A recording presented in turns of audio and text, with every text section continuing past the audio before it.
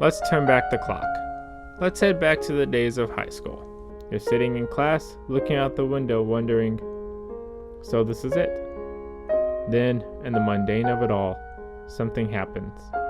Something unexpected.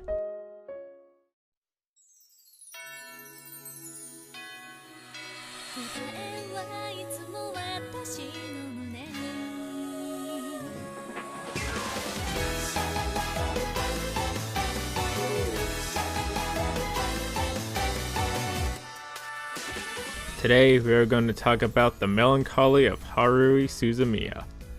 The Melancholy of Haruhi Suzamiya aired in spring of 2006, with a total of 14 episodes, and produced by Kyoto Animation. Originally a light novel, the story follows Kyon, your average high school student, who lives a normal life. It isn't until he enters high school when he crosses paths with Haruhi, who, as she puts it, I'm not interested in ordinary people, but if any of you are aliens, time travelers, or espers, please come see me. He ends up getting mixed up with Haruhi and creating a club dedicated to the supernatural. So, sounds pretty normal, right? Well, allow me to introduce you to the club members. We have Yuki Nagato, the alien, Mikuru Asahina, the time traveler, and Itsuki Kozumi, the esper. And all these supernatural characters came together to join the SOS Brigade. And together they have fun, little slice-of-life adventures, like taking on the computer club, handing out club flyers, making films, and so on. And that would be about it, except it isn't. The Melancholy of Haruhi Suzamiya is a show that dives into the paranormal, with the major plot points being that whatever Haruhi wants, she will get it, even though she doesn't know it. Basically, Haruhi is a godlike being. Wherever she wants, in some way, shape, or form, it will come to be. Basically, it's how the members of the SOS Brigade came together. However, on the flip side, these supernatural characters, they came with their own purpose, to observe Haruhi, each one for various reasons. However, they are not open about the fact that Haruhi is what Haruhi is. And as far as Haruhi is concerned, she is just a normal girl living in a boring world, reaching out for the supernatural. And to add to that, the members of the SOS Brigade are to help keep Haruhi happy, for if she gets upset, then unknowing, she may destroy the world. So the overall plot, as bad as it would sound, is to keep her happy. But that's not exactly what happens now. So now we're going to talk about our main character, Kyon.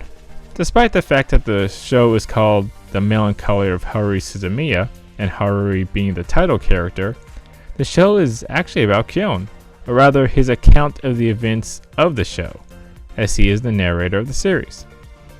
Kyon constantly butts heads with Haruhi, being the straight man in all the madness, and constantly reminds Haruhi, hey, you can't do that. Hey, that's illegal. Hey, we're just high schoolers, right? But at the same time, Kyon is the voice of reason, and he comes off as a cynical, gave up on all fun and childhood dreams, and basically all the fun stuff people used to do as kids. He completely grew out of it, figured it all out, like, yeah, that never happened, and just lives a normal life. And I guess that's where the fun in the show really comes from. It's watching one extreme meet another. It's Kyon's perfect view on life, his normal view, hitting against Haruhi's, well, aliens are here. And it definitely makes things interesting. I guess that's why I've come to like Kyon. He's a character that definitely grows, and the development seems real to me. I don't want to go into spoilers about this, but I feel like he is one of the most well-written characters out there. And above all, Kyon definitely is a reminder of life is what you make of it. While Haruhi is going out there making life fun and exciting, Kyon is, well, I wish it was that way, but I know it's not. Now, as mentioned, there is a lot of supernatural elements to this show, and it's all because of Haruhi, but she doesn't know that, and the others are doing what they can to keep it a secret. So that makes it seem like the casts are walking on thin ice. Scene being the key word here, because the joy and fun and liveliness of the series almost makes you forget, or rather made me forget that, yeah, there is a general premise to this show. And when the supernatural stuff does come up, it doesn't break the flow per se, it actually flows pretty seamlessly. It also adds a bit of mystery to the show, and not to spoil anything, but the mysteries, they more have to do with a supporting cast than Haruhi. So this is going to be a little bit of a strange topic, how to watch it. So oddly enough, as if this show isn't already weird enough, there are two ways to watch it. There is the broadcast order and the chronological order.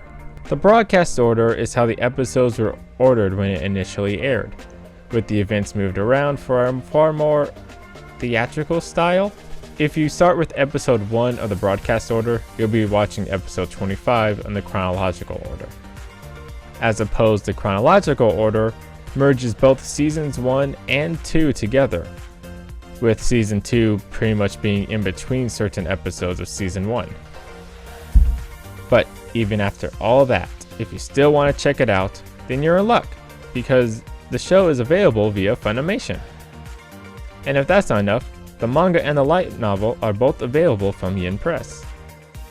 However, we don't stop there, as there are tons of spin-off anime and manga for this series, and we'll talk about them one day. But for right now, there is also the notorious second season, and I don't want to spoil it, but I will say, if you love repetition, then feel free to watch it. I can't say much more about season 2. It's...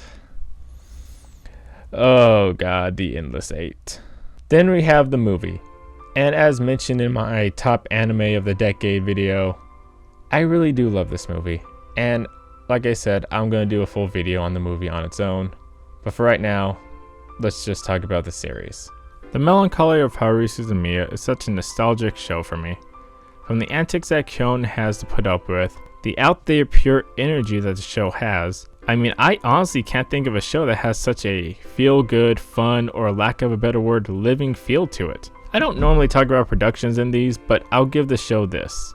I cannot think, at least not at the top of my head right now, a show that actually takes the time to draw out and animate every single background character.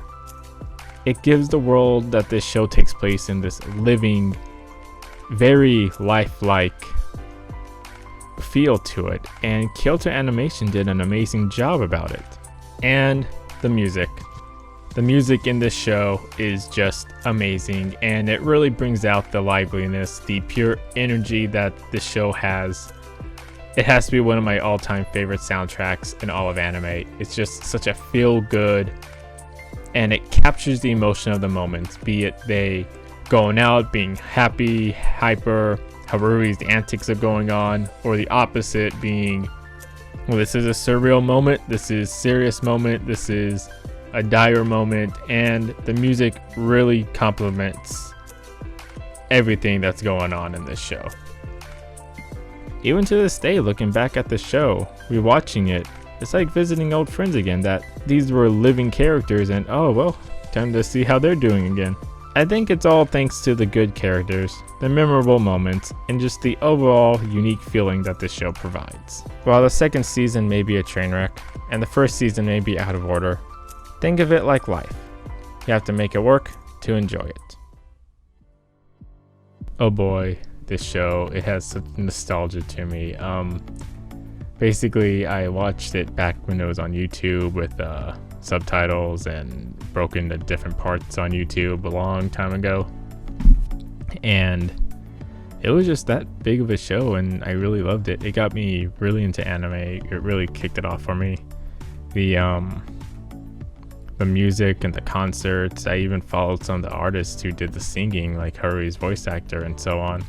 It was just such an amazing thing, and I don't think I've ever got into a show like that since.